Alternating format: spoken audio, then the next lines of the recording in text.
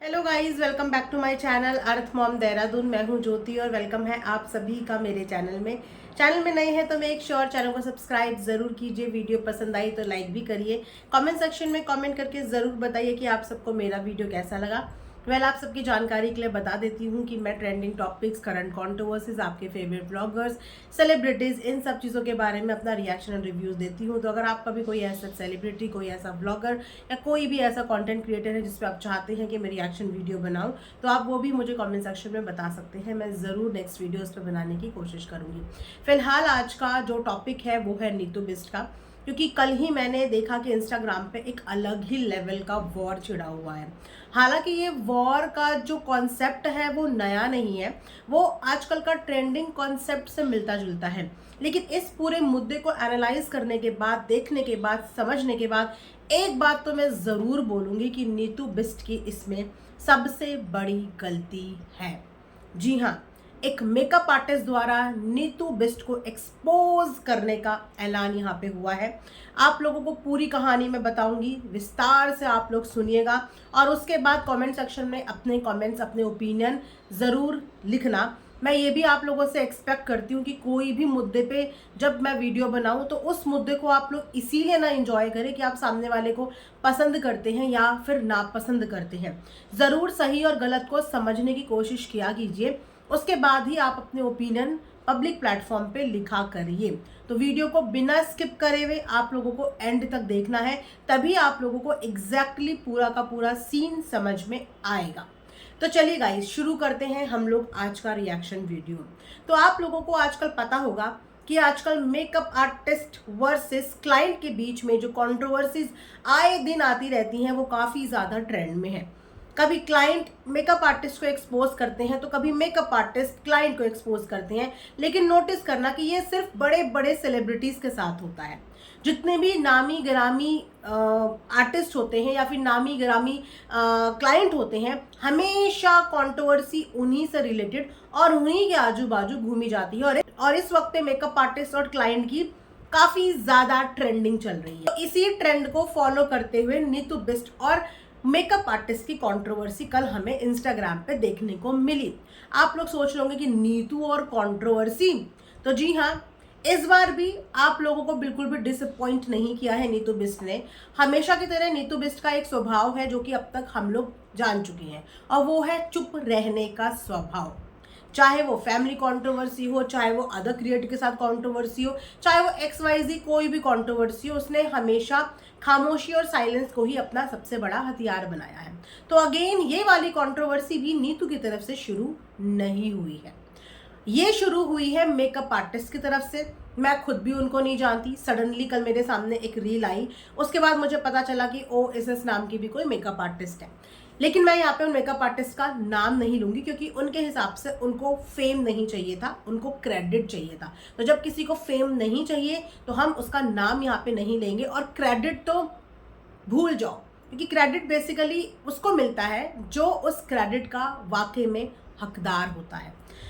तो ये बात आज की, कल की, परसों की, 5 महीने पुरानी, 6 महीने पुरानी नहीं है गाइज। ये बात है पूरे 3 साल पुरानी, वंस अपॉन अ टाइम। जी हाँ, ये बात है नीतू और लखन की शादी के टाइम की। नीतू और लखन की शादी के फंक्शन, शादी का मेकअप, शादी का कॉस्ट्यूम अरेंजमेंट सब लोगों को इतना पसंद आया कि नीतू लखन की शादी ने सोशल मीडिया पे, यूट्यूब पे एक बेंचमार्क सेट कर दिया था। तो अभी हाल ही में नीतू बिस्ट ने वापस से अपनी शादी की फोटो रीपोस्ट करी और उसी के साथ अपनी उस मेकअप आर्टिस्ट को क्रेडिट दिया जिस मेकअप आर्टिस्ट ने उस वक्त पे नीतू का ब्राइडल लुक क्रिएट किया था। बस फिर क्या था, अचानक से एक मेकअप आर्टिस्ट सामने आती हैं, नीतू बिस्ट की फोटो का यूज़ करते हुए, उसकी ब्राइडल वीडियो का यूज़ करते हुए उनका ये क्लेम होता है कि नीतू बिस्ट ने उनसे मेकअप करवाया था अपनी वेडिंग के टाइम पे, लेकिन उसके बावजूद उन्होंने अपने मेकअप का क्रेडिट इन मेकअप आर्टिस्ट को नहीं दिया। और इस बात का मेकअप आर्टिस्ट को इतना बुरा लग गया कि मेरी मेहनत का क्रेडिट ये किसी और को देती हुई नजर आ रही हैं, और मैं पिछले 3 साल से चुप थी। मैं पिछले 3 साल से चुप थी, लेकिन अभी जब मैंने देखा कि दोबारा से वीडियो और फोटो पोस्ट हुई हैं वेडिंग की, और वहाँ पे भी किसी और मेकअप आर्टिस्ट को क्रेडिट मिला है, और जान के आप लोगों को बड़ी हैरानी होगी कि जिस मेकअप आर्टिस्ट को नीतू ने क्रेडिट दिया था वो और कोई नहीं, यही एलिगेशन लगाने वाली मेकअप आर्टिस्ट की स्टूडेंट थी किसी ज़माने में, किसी एक वक्त पे। तो उन्होंने पूरा एक वीडियो छाप दिया नीतू बिस्ट के ऊपर, नीतू बिस्ट मेकअप एक्सपोज्ड, ये था वीडियो का टाइटल। और उसमें इन्होंने टैग किया सारे मीडिया चैनल्स को। गाइज, छोटे मोटे इंस्टाग्राम वगैरह के लोगों को नहीं किया, बड़े बड़े सेलिब्रिटीज़ की जो न्यूज़ को लेके आते हैं, उन सारे मीडिया चैनल्स को इन्होंने उसमें टैग किया। टोटल 5 लोग थे, इंक्लूडिंग नीतू, जहाँ पे ये अपना क्रेडिट मांग रही थी, अपना हक मांग रही थी पूरे 3 साल के बाद।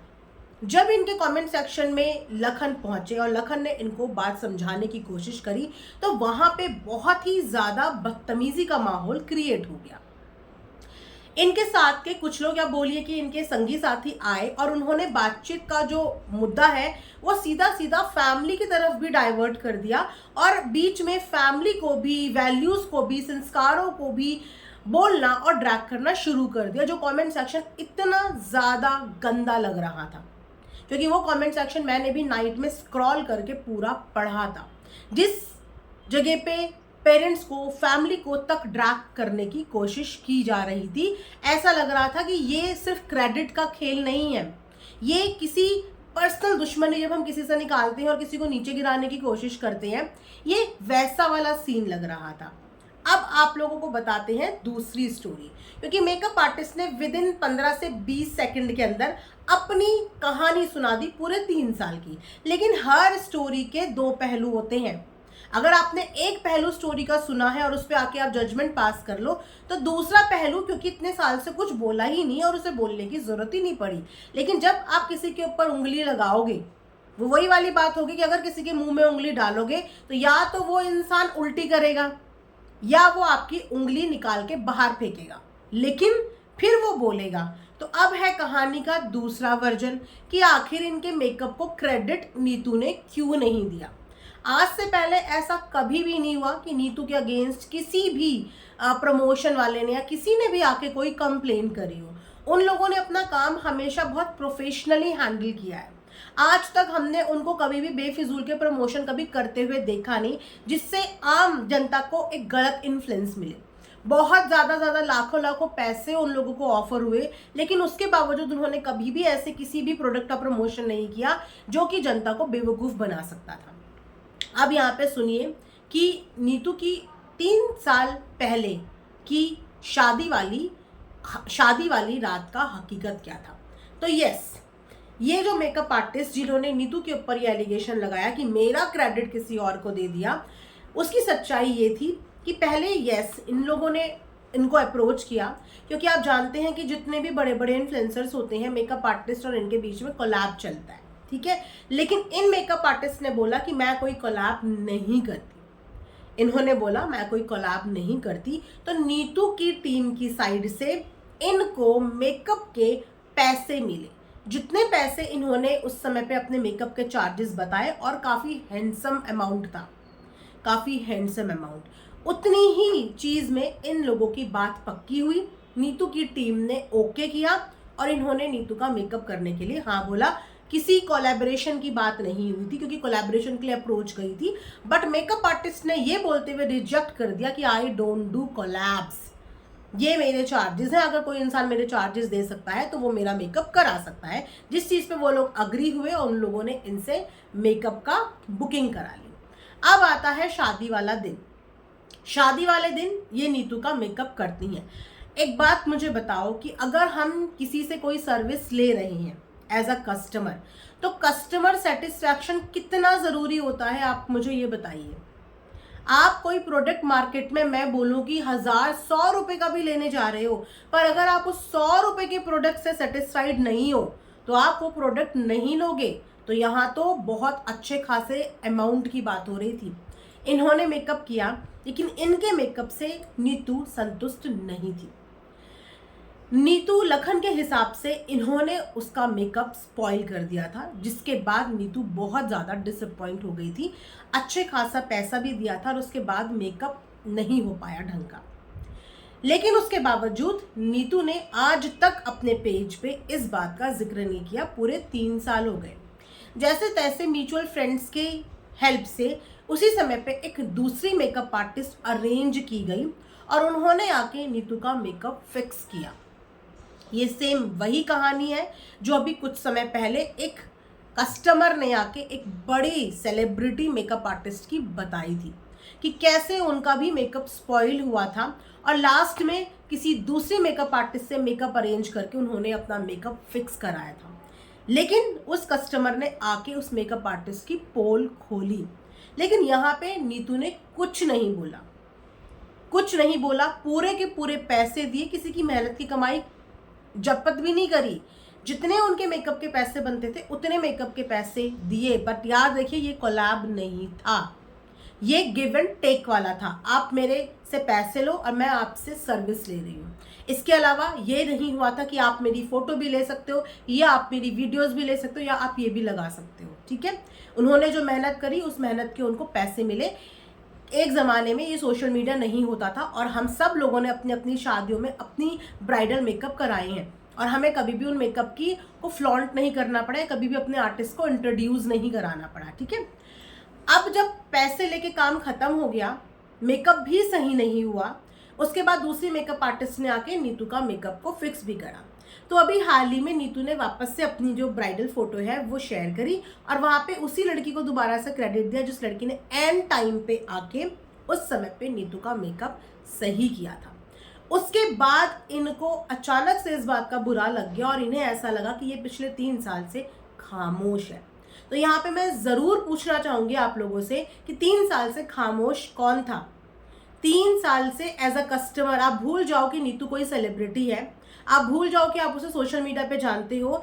Consider her as a customer, एक कस्टमर जिसकी शादी का दिन स्पॉइल होता है अच्छे खासे पैसे देने के बावजूद, लेकिन उसके अंदर इतना पेशेंस होता है कि उसने सामने वाले के खिलाफ एक शब्द नहीं बोला। क्या होता कि अगर उस वक्त पे नीतू इन मेकअप आर्टिस्ट के बारे में गलत रिव्यू दे देती, 3 साल पहले की बात है, तो क्या आज इनका करियर जो काफी ब्राइट हो गया है, ये करियर इतना ब्राइट हो पाता? नीतू ने इनकी इमेज का, इनकी रिस्पेक्ट का, इनके काम का ध्यान रखते हुए, रिगार्ड्स रखते हुए कोई बैड रिव्यूज इनसे रिलेटेड सोशल मीडिया पे पोस्ट नहीं करे और ये नीतू की सबसे बड़ी गलती थी। कभी ज्यादा चुप रहना और दूसरों के बारे में ज्यादा सोच लेना बाद में आपके लिए हानिकारक हो सकता है।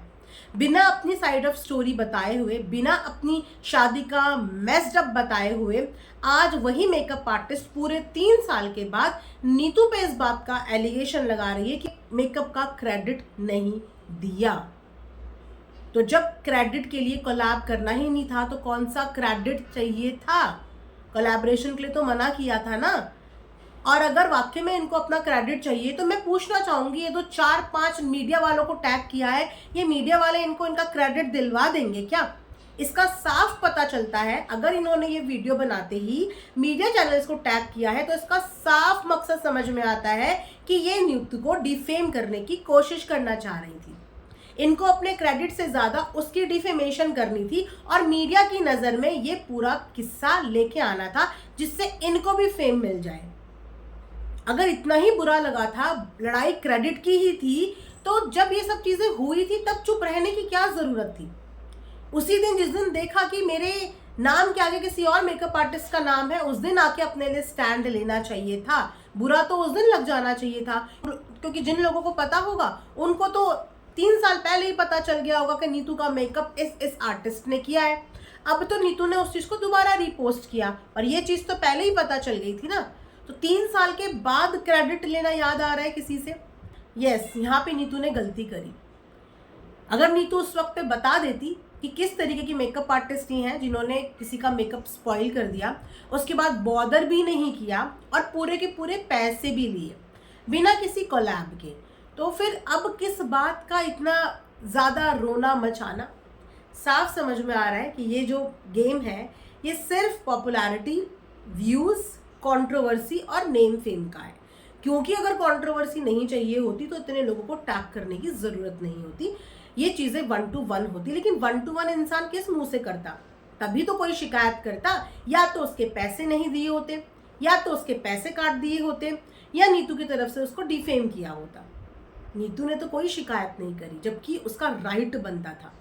एज अ कस्टमर भी उसका राइट बनता था, एज अ ब्राइड भी बनता था, और एज अ इन्फ्लुएंसर भी बनता था। नीतू के ऊपर ये एलिगेशन लगाए जा रहे हैं इन्हीं के द्वारा, मेकअप आर्टिस्ट के द्वारा।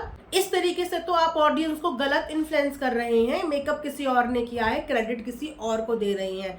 बिल्कुल सही। तो फिर तो नीतू इस तरीके से एक और गलत इन्फ्लुएंस कर रही है लोगों को कि किसी मेकअप आर्टिस्ट ने उसका 3 साल पहले मेकअप स्पॉइल करा और नीतू ने रियलिटी नहीं बताई। ये भी तो नीतू गलत इन्फ्लुएंस कर रही है। इस चीज के लिए भी तो नीतू को कॉल आउट करो कि नीतू क्यों उस वक्त पे सच्चाई नहीं बताई इस मेकअप आर्टिस्ट की। क्या पता बाकी के बाकी लोग जो विक्टिम बने हैं आ रहे हैं सामने। ऐसे करीबन 4 से 5 लोग सामने आए हैं जिनका मेकअप इनके द्वारा स्पॉइल हुआ है। क्योंकि बोलना, किसी के ऊपर उंगली उठाना बहुत आसान होता है, लेकिन ये पब्लिक है। आप इस पब्लिक में, इस भीड़ भड़ाके वाली जनता में हर किसी को कभी भी खुश और इम्प्रेस नहीं कर सकते, और हर किसी से लड़ाई झगड़ा भी नहीं कर सकते। तो उन लोगों को कभी भी हाईलाइट क्यों नहीं किया गया जो 4-5 लड़कियां सामने आई हैं जिनका मेकअप इन मेकअप आर्टिस्ट द्वारा स्पॉइल किया गया है? इन सब भीड़ में सिर्फ नीतू को क्यों चूज किया? क्योंकि नीतू के पास एक नाम है, एक फेम है, और हाल ही में नीतू ने ये भी बताया है कि वो बहुत जल्दी किसी रियलिटी शो का हिस्सा बनने वाली है। तो हाई टाइम था ना कंट्रोवर्सी करने का, अपना नाम बढ़ाने का। अगर नीतू ने उस समय पे चीजें बताई होती तो कुछ लड़कियां शायद बच जाती, जो आज रो रही हैं, जिनके आज पैसे भी गए, दिन भी खराब हुआ, शायद उनको ऑन द स्पॉट कोई आर्टिस्ट मिल भी नहीं पाई होगी, शायद वो बच जाती, है ना। तो नीतू ने तो बिल्कुल सही किया। क्रेडिट हमेशा उसी इंसान को दिया जाता है जो हमारी डूबती हुई नैया संभाल लेता है। बोलते हैं ना, डूबते हुए को तिनके का सहारा। तो आखिरी टाइम पे जिस लड़की ने उसका स्पेशल डे खराब होने से बचा लिया, एक्चुअल में तो क्रेडिट वही डिजर्व करती है ना जिससे क्लाइंट को सेटिस्फैक्शन मिला, और जिसने कोलैबोरेशन के लिए हाँ भी बोली। तो जिसको कोलैबोरेशन चाहिए, इनका कोलैब क्या होता है? आपस में 2 लोग जब एक दूसरे की वीडियो एक्सचेंज करते हैं, एक दूसरे को क्रेडिट देते हैं, बेसिकली उसे कोलैबोरेशन बोलते हैं। लेकिन अगर आप पूरे के पूरे पैसे लेके किसी से सर्विस ले रहे हो तो सामने वाले की मर्जी है कि वो आपको इस चीज में क्रेडिट में आपका नाम लिखे या ना लिखे। पर नाम क्यों लिखे? जब आपने फुल चार्ज किसी से किया है तो फिर वो आपका नाम क्यों लिखे? लेकिन अगर कोई सिर्फ अपने आप को प्रमोट करवाना चाहता है या अपना जो काम है वो जनता तक पहुंचाना चाहता है तो वो कोलैबोरेशन एक्सेप्ट भी करता है, वो एक्सेप्ट भी करता है, और फिर उस इंसान को क्रेडिट दिया जाता है। तो क्रेडिट वही डिजर्व करता है जिससे क्लाइंट सेटिस्फाइड हो। क्रेडिट वो डिजर्व नहीं करता जो बीच मजेदार में किसी को छोड़ के चला जाए और 3 साल के बाद उसे याद आए कि मेरा तो क्रेडिट लिस्ट में कहीं नाम ही नहीं है। ऑन व्हाट बेसिस इन्होंने सीधा मुंह उठा के नीतू के ऊपर एलिगेशन लगा दिए। बहुत सारा तमाशा इस चीज को लेके कल इंस्टाग्राम पे चला है, और यहाँ पे मुझे सिर्फ एक ही गलती नजर आई है कि कभी भी ऐसे लोगों को आप लोग माफ कर देते हो ये सोच के कि किसी का नाम क्यों खराब करना, किसी की रोजी रोटी पे क्यों बात करनी। लेकिन आपकी अच्छाई कभी कभी आपके ऊपर उल्टा भारी पड़ जाती है। ये एग्जाम्पल है कि आपकी अच्छाई आपके ऊपर भारी पड़ जाती है। मैं तो ऐसे में उन लोगों को ज़्यादा सही बोलूँगी, उन लोगों को ज़्यादा सपोर्ट करूँगी जो जिस समय पे जो चीज़ गलत हो ना, या दाएं बाएं देखे हुए सीधा एक्सपोज कर देते हैं। आज ये नीतू को एक्सपोज करने का टाइटल लगा के बैठी हैं। बेसिकली आज से 3 साल पहले ये चीज़ नीतू को कर देनी चाहिए थी, इस मेकअप आर्टिस्ट को एक्सपोज करके। वो आज शायद इनको बोलने का मौका नहीं मिलता, और आज जितनी इनकी ग्रोथ हुई है वो शायद इतनी ग्रोथ नहीं हो पाती, क्योंकि सोशल मीडिया के रिव्यूज़ बहुत मैटर करते हैं। और नीतू ने इस चीज़ को समझा, लेकिन इन्होंने नीतू के खिलाफ ये वीडियो बनाते हुए, ये रील बनाते हुए एक बार भी ये नहीं समझा कि इनकी इस एक्टिविटी से सामने वाली लड़की भी मेहनत करके आज यहाँ मुकाम तक पहुँची है। वो लड़की के पास एक मौका था जब वो आपकी इमेज को डैमेज कर सकती थी, लेकिन उसने नहीं किया। एक लड़की होने का कर्टेसी रखा, और आज एक लड़की होके आप दूसरी लड़की के ऊपर इस तरीके के एलिगेशन लगा रहे हो, उसके नाम को खराब करने की कोशिश कर रहे हो, मीडिया चैनल्स को इन्वॉल्व कर रहे हो। यहाँ से आपकी भी रियलिटी एक्सपोज हुई है। तो बेसिकली नीतू बिस्ट का मेकअप एक्सपोज नहीं हुआ है, नीतू बिस्ट का मेकअप खराब करने वाली उनकी ब्राइडल मेकअप आर्टिस्ट एक्सपोज हुई है, सो कॉल्ड। इसी के साथ ये वीडियो मैं यहाँ पे एंड करती हूँ। आप लोग ज़रूर कमेंट सेक्शन में कमेंट करके बताइएगा। मिलेंगे नेक्स्ट वीडियो में। अपना ढेर सारा ख्याल रखिए। Thanks for watching Earth Mom Dehradun. Bye bye, take care, love you all.